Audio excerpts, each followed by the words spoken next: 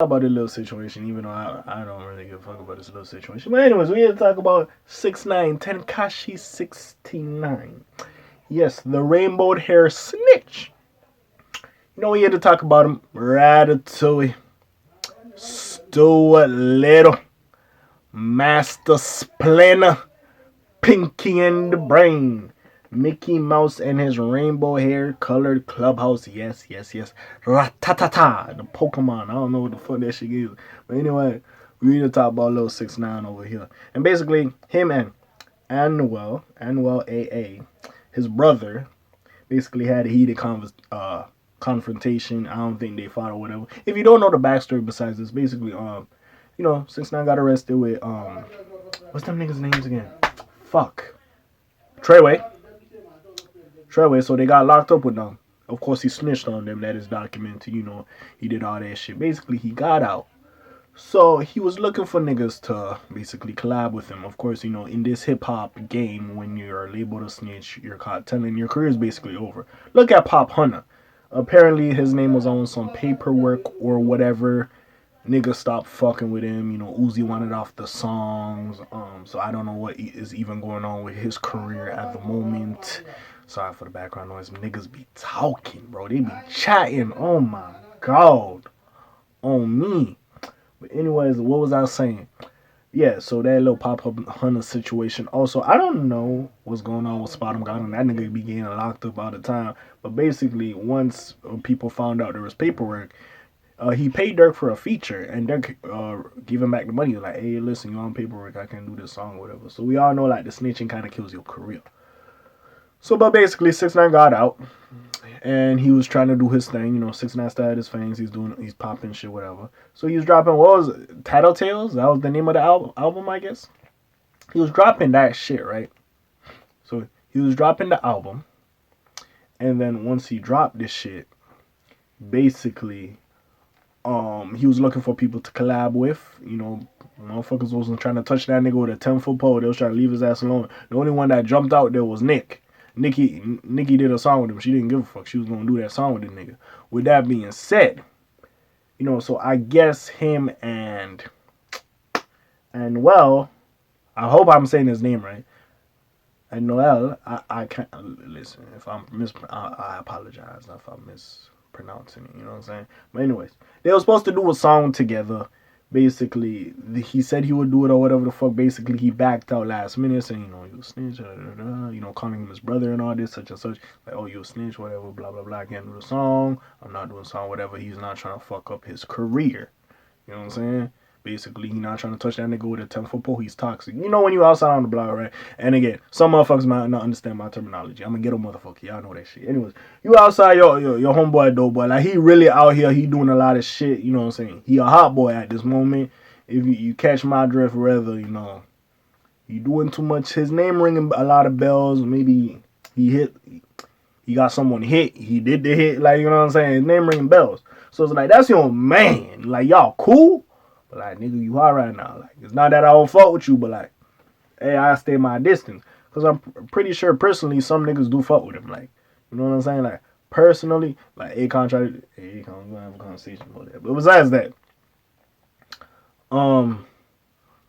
that, it's like, nigga, you radioactive. Niggas trying to get to you. And that's what he was. He was radioactive. He was trying to continue his career, but as a snitch. So basically, I guess at this time, this nigga's outside, he's partying, he's doing whatever. And now, dude, Annuel's bro, and they have a heated conversation. I don't know who. Sorry about that, y'all. I don't know who started it. We're gonna read this shit and figure it out, but it's not a surprise to me. Let's keep it a book. Let's read this thing. Oh yeah, you already know what it is. K so good he sleep with a cut up a turn nigga on a turn. Anyway, let's get into this thing, man. Shout out to supporters. Anyways, there is a long list of people who call 6ix9ine a foe.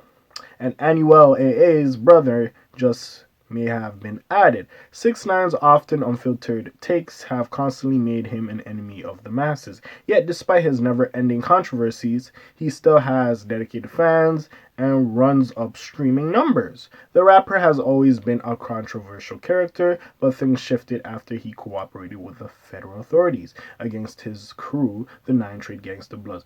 Also, bro, it like he was in, but he was in because he was famous and he was funding them niggas. Like, he wasn't down, like, you know.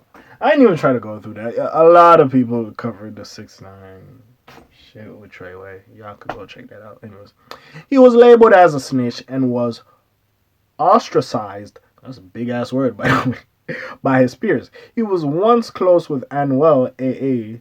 6ix9ine. They had the song Baby, which was a big fucking song. But things may have turned sour. DJ Academics, who often goes to bat for 6ix9ine, his cousin, his best friend. Shout out Academics though, but that's your man. That's like his man. Shared a clip of a confrontation that looked to turn physical. What ignited the argument remains unclear, but Academics claims that in the clip, 6ix9ine was fighting with Anuel's brother. At the time, 6ix9ine hasn't addressed the video. It's uncharacteristic for the rapper to ignore a good viral moment, but we're sure he'll soon materialize. Meanwhile, Anuel A.A. has previously taken heat for continuing his friendship, or at the very least, working relationship with Tekashi 6ix9ine. When they appeared on Instagram Live together in the summer of 2020, the Puerto Rican star was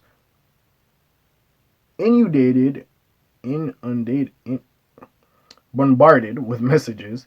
People questioned why he was still in contact with the disgraced rapper. Additionally, in 2019, Anuel admitted if it were proven that 6ix9ine didn't cooperate with the authorities, he would consider collaborating with him again. At the time, 6ix9ine was still in jail, and Anuel was asked about the incarcerated rapper during an interview with Complex News. I got love for him. This was a quote from him. I got love for him. He just did that. So he can't just stay on his side and not stay on my side, he said. Anuel was adamant that he couldn't support 6ix9ine's actions with the authorities. However, at the time, he didn't rule out getting back into the studio. I don't know, he finally responded. You've seen the paper. These papers came up. If he comes out with the clean papers, we straight. It's unclear what the relationship is between the two men currently. Like I said, bro, basically, he was trying to do the album when he got out of jail. He had a song with Anuel. He said no. You know, you doing your shit, whatever.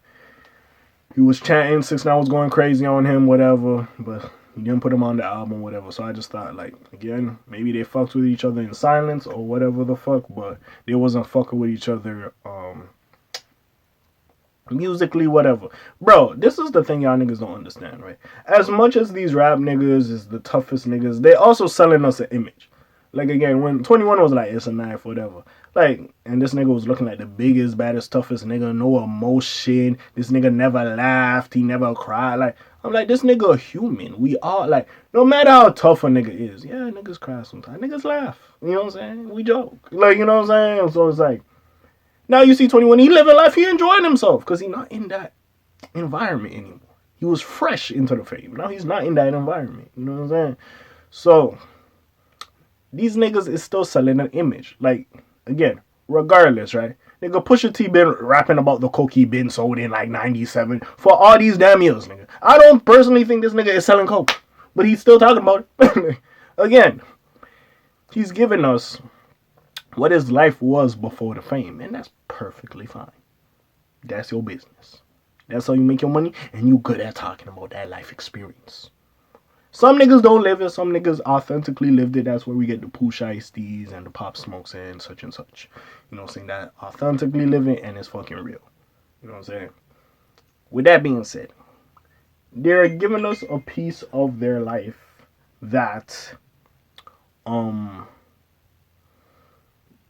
that we want to hear about, and they're selling it to us, which also means they're selling the image. It's like wrestling when niggas is fucking baby face and heel, like they selling that they're a detestable bad person, we shouldn't like them, you know, and the good guys like, oh, I'm a saying, I like his babies, all that bullshit, you know what I'm saying? They're trying to sell us the image as long with the music nowadays. It's not just the music, it's also the image, you know what I'm saying? So when you have these allegations, no matter how good your music is, we ain't gonna fuck with it. And that's what it was. So with him and Anuel, I personally don't know. Again, maybe some old shit came up. But honestly, bro, listen. If you don't fuck with that nigga because he was telling you one thing, then he backed out and he was trying to rock with you, bro, it's the industry. Y'all have industry friends. These ain't your mans for real. Some of these niggas is just literally industry friends. They with you when you hot, you bubbling, but when that shit gone, they out of here. And it is what it is. Sorry for the background noise again. You know what I'm saying? But hey, we'll see what the fuck happens with this little situation. Eh, hey nigga, hey, 6ix9ine wanted this get back, nigga. Brother say you gonna be on my album, you didn't be on my album. You was moving away. Hey, I tried to go fight that nigga. That's what it was, man. Hey, but we'll see as more information comes out on this. We'll see what happens. But hey, what do you think? Put your comments down below. Check out the links in the description. I have some other videos for y'all to check out besides all that. Sorry. It's your friendly neighborhood K.A. signing off for today. The Black TJ that while they're doing this thing. My name ring bells like Quasimodo. Hit like and subscribe. You trying to hit a little bit more. You heard me and I'm gone. Slime Zoom. Peace out. You gone. Alright.